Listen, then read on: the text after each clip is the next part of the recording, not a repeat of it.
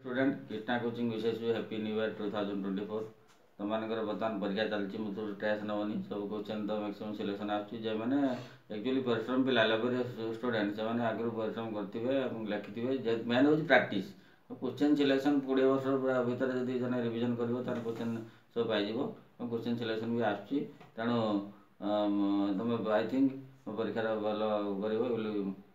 Secure good mark thank you all आम बर्तमान पढ़ुले केमिकल इक्विलिब्रियम बर्तमान आम पढ़ा व्हाट इज तुम degree of ionization and let us study about what is before studying the degree of ionization what is ion कौन ion is a charge particle सेटा it may be positive और negative जदि positive हो सेटा हम काटायन जदि negative हो सेटा हम एनायन तेणु तो ion it will degree of ionization means that is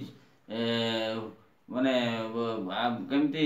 electrolyte ion रे डिसोसिएशन होची degree of ionization is defined as ratio of the number of molecule which split into ion and the total number of molecule that is the ratio of the total number of ion that is split that has been split to the total number ion केते ion तमर split हेची solution ले एवं केते total number ion हो electrolyte रे केते ion हो स्पिल्ट हेची आउ केते आयन टोटल थिला दैट इज रेशियो माने तमर केते आयन स्पिल्ट हैला इलेक्ट्रोलाइट रे by total number of ion केते थिला तने what is electrolyte is a substance is a liquid substance which conduct electricity electrolyte और कंडक्टर विचार कौन डिफरेंस होची जदि सॉलिड मटेरियल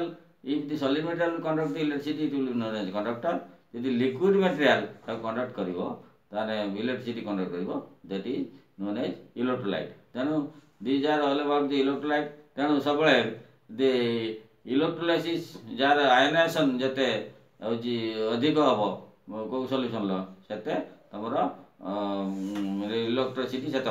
कंडक्ट करिवो तेणु तमर यदि प्रैक्टिकल लाइब्रेरी सेटा दरकार जब तुम गोटे सब्जेक्ट जते डिवीजन करी छोट छोट पार्ट रे पढ़िबो आ नोट करिवो आ ताको रिवीजन करिवो then remember then more things will be remember आउ तो लिखिबो आ प्रैक्टिस करिवो थैंक यू ऑल यदि वीडियो भल लागिवो लाइक करिवो शेयर करिवो सब्सक्राइब करिवो।